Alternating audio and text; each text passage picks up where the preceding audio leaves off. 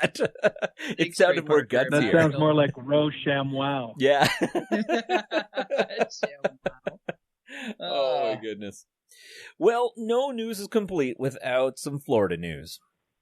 Oh, God. Yep. So today's article from Florida is a welcome mat at Florida home seeks warrant, and deputies did. So in Palm Coast, Florida, a welcome mat at the front of a door in a Florida home read, "Come back with a warrant." And that's just what the deputies did before finding drug paraphernalia inside. The Daytona Beach News Journal reported that the home in Palm Coast was part of an investigation into legal drugs. After seeing the doormat, authorities said that the Flagler County Sheriff's Office got the warrant and basically approached them to find drug paraphernalia inside during their regular search. The poison peddler, as they quoted, had a doormat that said, "Come back with a warrant." Yeah, so we did. Our detectives did a great job following up on tips received from the residents, and we still have some follow-up work to do. But now that the deadly drugs and syringes were seized are now off the streets. So really funny that this goes back to when we had an article not too long ago with the drugs inside of a vehicle, and it was practically screaming like, oh, it was the bag of drugs in the back of the seat that was back seat of the car that was labeled "bag of drugs." Yeah. Do you remember that one? Yeah. Yeah. That was, I don't know, it was like 10 or 15 episodes ago, and this was just as bad. If you've got a mat on your doorstep that says "Come back with a warrant," there's a good chance that you're doing something you shouldn't be. Right? Yeah. I mean, you're asking for it at this point, so it's obviously clearly only something a Florida resident would do. Plus, you're not getting a warning. You're not getting the warning that they are going to come back with a warrant. Yeah, so you can't even clean up your stuff. Like you've basically screwed yourself. So that's super funny. I get you. No doubt in hindsight, someone is just like, we probably shouldn't have put that mat out. Yeah, that was what did it. Yeah. Oh, goodness. It wasn't the chain of meth heads coming out of the building constantly. Well, at least it wasn't the lady who was wearing meth in her hair in a bow. So. Oh, yeah. I remember that article, too. Florida, you just keep bringing us gold. Yes, thank you, Florida. Yep. So, Richard, let's turn things over to you and talk about what you've been up to lately.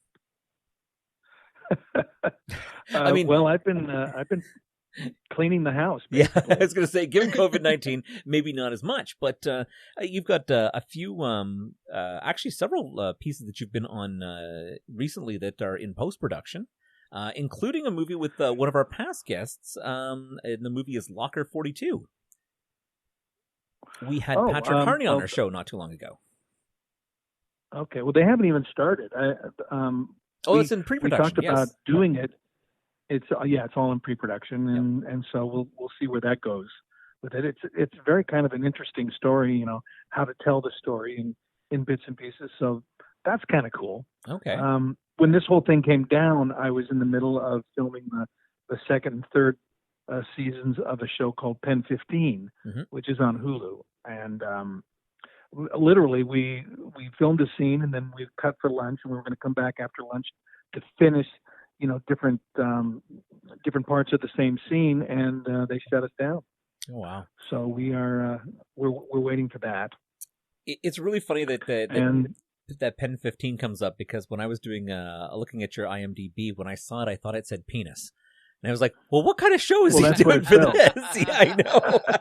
So I had to look at a little bit further what it was about. Straight to porn. I love it.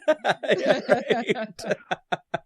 Well, it's seventh grade. It's seventh grade humor. The show's about kids in seventh grade, and I play one of the dads.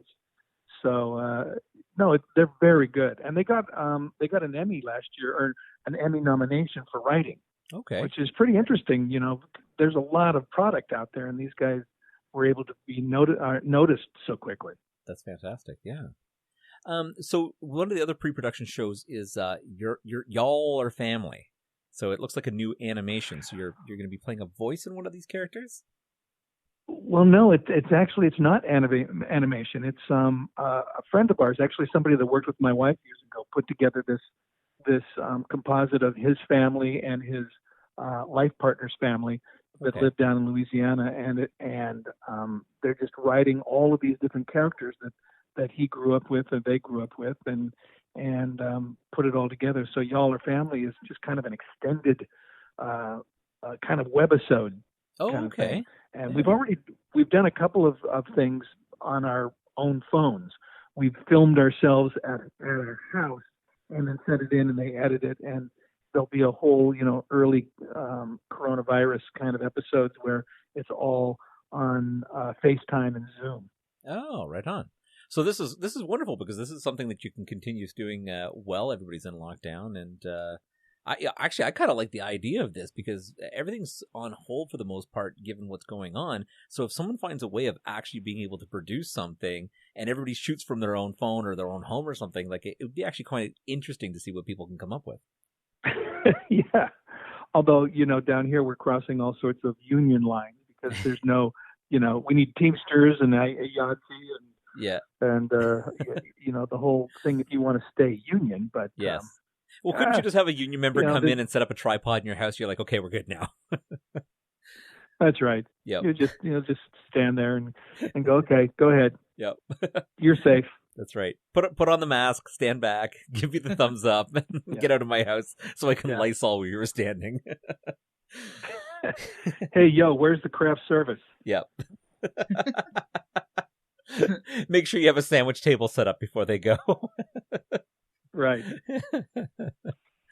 Oh my goodness. And then Tim and I have been in talks with the History Channel to do a show, kind of a competition show about people building, fixing, remodeling something. So you have teams that would compete against each other doing those kind of things. Oh, that would be exciting. We're kind of so we're in pre-production for that also. That's really cool. I was watching something with my wife the other day, and it was, adults who love Lego, who have to basically build structures out of Lego. And it might be like, oh, you have to build a bridge, and it's got to span 15 feet, but it has to be able to hold like 100 pounds. And so it's very interesting seeing a lot of people who are just enthusiasts to engineers who are going out and building these things. So to see... Man, we did that in business school. Right? So to see a show that, of course, you've got the original crew from Home Improvement to host a reality show about building things would be that would be really exciting. Yeah, I'd totally watch that. Me too. Yeah, one of the earlier ones is like building or fixing up a backyard barbecue, and there's all sorts of different parts about how you have certain things around the house that you can use to fix, and then if you make it better, if you add more power, there's more points there. There's a lot of oh my god, there's going to be a more power section. Yeah. So will you be reprising your roles as Al Borland, or are you going to be yourself? I will be kind of myself. Okay. I mean, I obviously, anytime I'm with Tim, there is that relationship going to happen at some point. Yeah. And whether I lean into it or not, I don't know yet.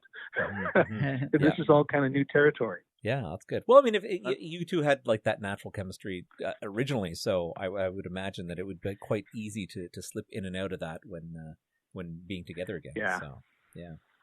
So the other thing I wanted to ask you about is you've had so many different parts in the past, and do you generally keep your beard? Are you? Because a lot of the shots I see, you still have your beard. Yeah. Is that like your iconic thing? I have my I don't have the full beard. I have kind of the goatee thing going on. Mm-hmm. When I did Family Feud, the first year Family Feud, they really wanted me to keep the beard so people would know who I was for whatever reason. But then after the first season, they let me shave it off. Okay. So are you a pro beard fan, or is it just like, this damn beard, it's made me who I am now, or people don't recognize me with this stupid beard. Yeah. Well, it's almost like I gotta keep it on. Yeah. So I guess I as a beard person myself, and I know what that the ups and downs on the trials and tribulations of having a beard, maintaining a beard, and then you get that no matter how well you do with your beard, you get really, really itchy and stuff from time to time. Is it like the same for you? Like, did you like have that regular upkeep that you just eventually you're like, you know what, this is coming off. I'm tired of it being dry and itchy. Well, beard maintenance is something that has to be addressed, obviously, because the skin underneath the beard will dry out. So you have to use some type of a lotion or an oil to keep that from happening. So you deal with it. And depending on, my son grows a beard, shaves it up, grows something else, shaves it off. He's like back and forth, back and forth. I kind of have had the same look for 30 years in a weird way. So.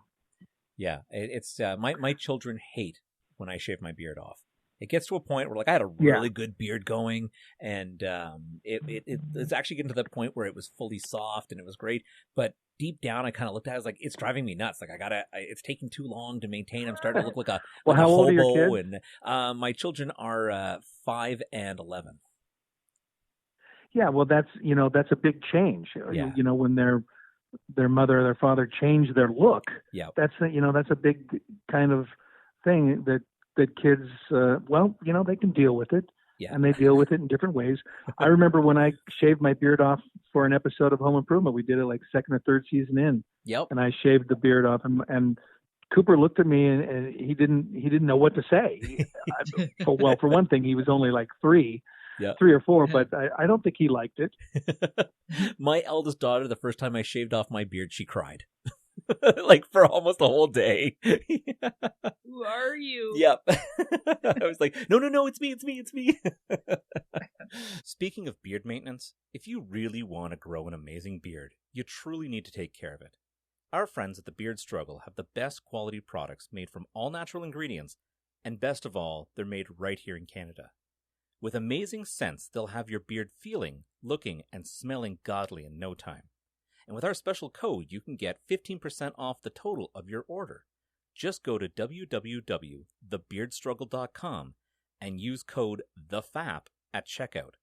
That's all capitals THEFAP for 15% off your entire order. Good timing, too, because I think everybody's growing a COVID beard. Yeah, right. I mean, you know what the irony of that is every article you read about the COVID warning is men don't grow a beard and shave it off because there's a better chance of you getting it if you have a beard. And yet everybody I know is growing their beard in. Yeah. Wow, there's a better chance because it adheres to to facial hair? Yeah, just from a bacterial level, and if someone did sneeze, if the particulate would stick, there's a better chance that you can cover your face or you can wipe it if it gets into the beard hairs that you might contract it. So. Wow. Yeah. Bummer. Yeah. Well, you know what? I'm not going anywhere, so it's not a big deal for me. If anything, I shaved it off, and I can't wait to grow it back. Even my wife's like, it's got to come back. We've been staying in, so we've been very good at in that sense. Yeah. Yeah. Well, you can't. I really love.